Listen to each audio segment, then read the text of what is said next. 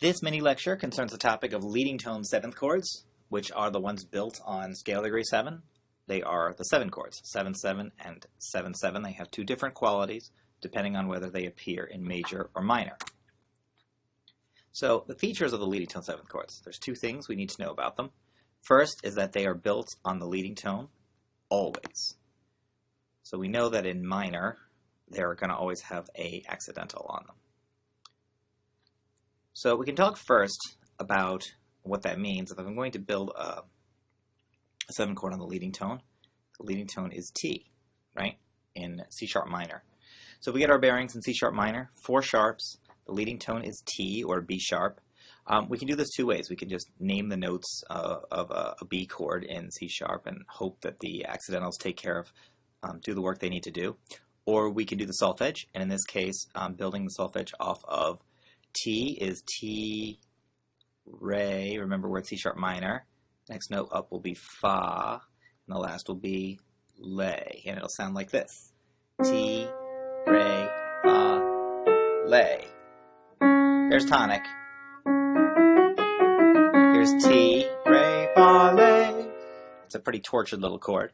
Another way to do this is translating those solfege directly into notes. Here is T. The leading tone is always raised in minor. Re, Fa, and Lay. So what you see here is that in minor, which is actually where this chord usually happens, there's one accidental. It is the leading tone. And right now we're not talking about an applied 7-7 chord. This is just the diatonic chord, 7-7 in C sharp minor. Okay? Now we'll move on and discuss what happens if a 7-7 chord, if a leading tone seventh, was to happen in E major. So we have E major, and I want to build a chord on the leading tone. Well, the leading tone in E major is T, Re, Fa, but in major we don't have Lay, we have La, obviously. So that's T, Re, Fa, La. That's the chord. It sounds quite different. It is a 7-7 chord. It has a different quality because its seventh is no longer fully diminished. We call that a half diminished seventh. So the naturally occurring 7-7 in major sounds like this. It's a very optimistic, happy chord. If you know Wagner's Rheingold. In minor, it's much more tortured and has lay and has a lot of semitones in it. Okay, so if we're going to spell this, we can either translate T, Re, Fa, La to the staff in E major. Here's T, Re, Fa, La, wholly diatonic. And in fact, both of these chords are considered diatonic chords, right? Even in C sharp minor, B sharp is really a note of C sharp minor. So that's the two ways to do it, to at least get the sense of it. And we've noticed again that over here on this side, that in major, we have the fully diminished quality of the chord, and in, sorry, I don't know why I wrote that. In minor, we have the fully diminished quality of the chord, and in major, we have the half diminished quality of the chord, because the seventh is a minor seventh, not a diminished seventh. Behavior of leading tone seventh chords. So leading tone seventh chords are very similar to dominant seventh chords. We know 5-7, sevens are very, similar function. They're dominant chords also. And it has 3 tones in common. And the last one is only different by step. So think about this. Try this for a moment. Pause the video. Try to think of what the G minor 7-7 chord would be. So solfege says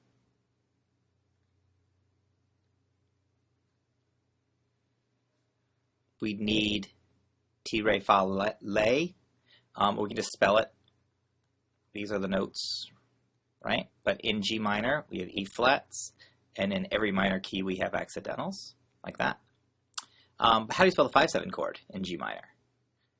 Well, the 5-7 chord is a D7 chord. How do you spell that? It's D, F sharp, A, C. Does everyone see that they are 3 notes, F sharp, A, and C, are in common? And the last note is only off by a semitone, right? So the 5-7 chord looks like this. D, F sharp, A, C. that sounds like a D7 chord going to minor. Here is the,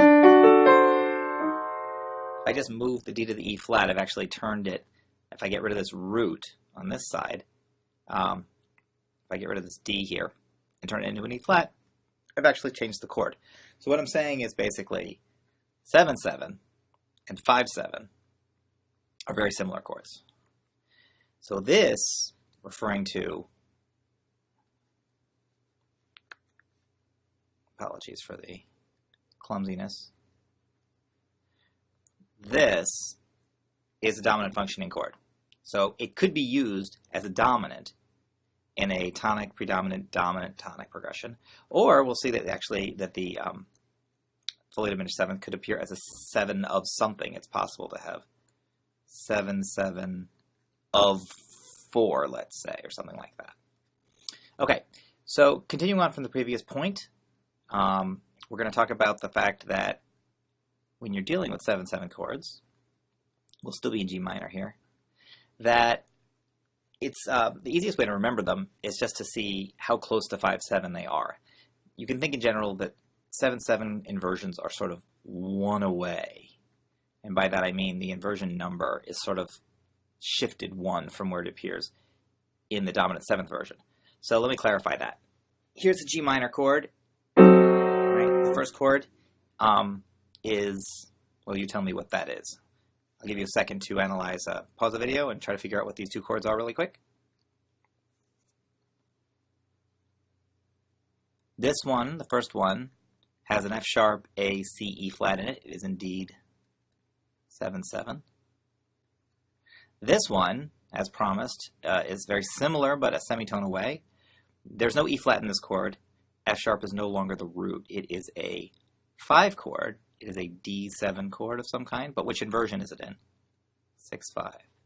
Now, I've got them next to each other, and this is the position in which they look basically the same. Here is the 7/7, right? Here's the 5/6/5.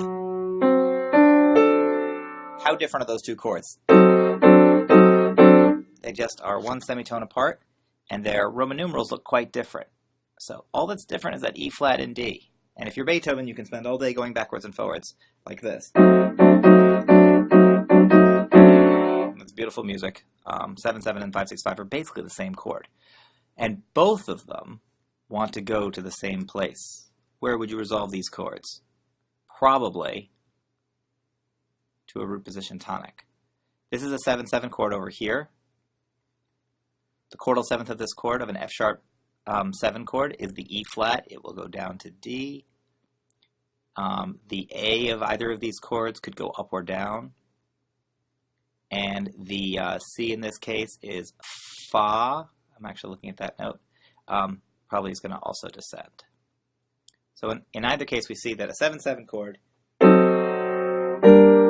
likes to go to root position 1, just like 5/6/5. So does everyone see what I mean here by 1 away? 7/7 is the same pretty much as 5/6/5, and they both go the same direction. They both have that, and in fact, they both have that sort of upward hooking bass line.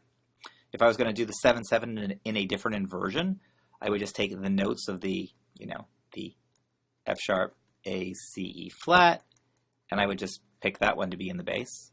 Here it is. A, the F sharp, C, and the E flat. Just looking at this chord, which is indeed now we're doing a different inversion of 7. It's the 7/6/5. What does that look like? Which dominant 7th of D7 does it look like? It looks an awful lot like this one. C and D, right? So all we're talking about now is that 7/6/5 is basically 1 away, 1 inversion away from being a good old 5/4/3 chord. And both of them will do that sort of walking in between 1 and 1/6. See that bass line A could go up or down towards possibly, I'll send it up in this case, to a 1/6 chord. Resolve the leading tone. And I have the idea here that there's a sort of a parenthesis happening. This chord isn't really here. I'm just trying to show you that a 7/6/5, this chord, is almost the same thing as the 5/4/3 chord, right? And they both act the same. And now when I'm resolving this first 7, 6, 5, all the way to the ending 1, 6 chord. I wish I hadn't drawn that line. The chordal seventh of the seventh is still E flat, and it wants to go down to D, and C could go up or down. In this case, I'll send it downward. I'll do one more of these. Talk about the 7, 4, 3. That's a little diminished circle there. If we're going to write the same chord now, the 4 notes are at the top, and I'm going to pick C to be the bass line. C, and now I'll have the F sharp maybe up here. I need an A, and I need an E flat. And we can keep doing this all day. Without even writing it, guess which version of the 5, 7, the 7, 4, 3 looks like. Well, we said 7, 7 looks just like 5, 6, 5. We said 7, 6, 5 looks just like 5, 4, 3. It's one away. The 7, 4, 3 with Fa in the bass looks just like, but I won't write it, 5, 4, 2, and acts the same way. That means it will go to 1, 6. Just like a 5, 4, 2 must. So that's the point about that. So whenever you see 7, 7, you can think that it has the leading tone in the bass. It's going to want to hook up to be sort of, this is T, Do. If you ever see 7, 6, 5 in the middle measure that I've written, it could go up or down like a 5, 4, 3. And I'm talking about the bass line of a 7, 4, 3 chord. It's one away from being 5, 4, 2. So it's almost the same chord, and it wants to go to 1, 6. So in this last moment, I'll actually talk about how 7, 7 is going to appear as applied chords or as secondary dominants. I'll play this for you, and then you should pause the video and then try this at the computer. Try this at a keyboard and do some analysis in front of the computer. I will start playing at this spot right after the double bar, and we will say that we are in C major.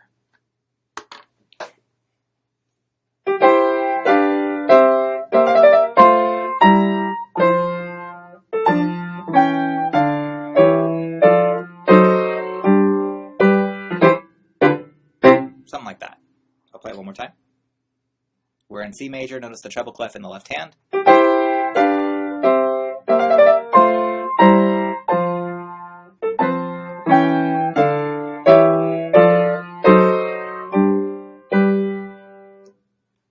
That's probably good enough. So like I said, pause the video, see if you can find where the applied chords are.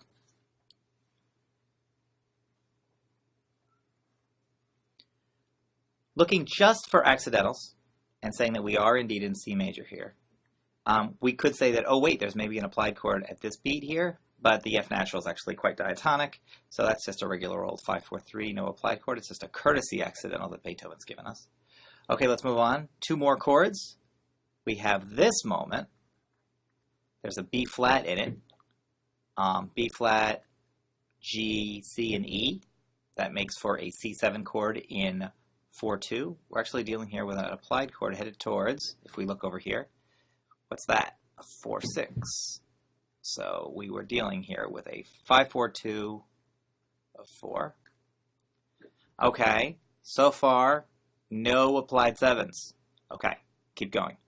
What about this measure starting with a crescendo?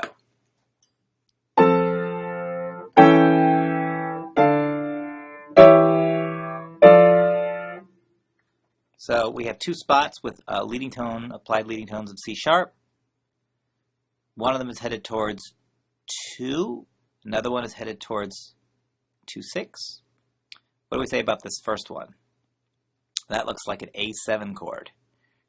It is in second inversion, making it a 5-4-3 of 2. What about this one? Technically speaking, it is only C sharp, E, and G. There is no A in it. There is no basis for an A chord. So if I only have C sharp, E, and G, the root is C sharp. So a C sharp is indeed the 7 of D, of 2. It's not a 7-7 chord. It's just the triad of C sharp, E, G, and it is in first inversion. It is in first inversion. Okay, that leaves one more very chromatic chord, this one. Does everyone see what this chord is? It is an F sharp, an A, a C, and an E flat. It's going very much towards the dominant with a little 4-3 sus happening on it. So I'll play just that measure. It's very clear that it's going 2-6, something, and then dominant. So this chord is very clearly an F sharp chord, and it is a 7th chord. It is just a good old-fashioned 7/7 of 5. And it has all the accidentals of the leading tone 7th in G, where it's headed. It's going to tonicize the G chord coming up. It has F sharp, A, C, and E flat. That makes Ti, Re, Fa, Le. So that is just a little bit of a taste of how 7/7 chords are may appear, structure, behave, and how they might appear in music.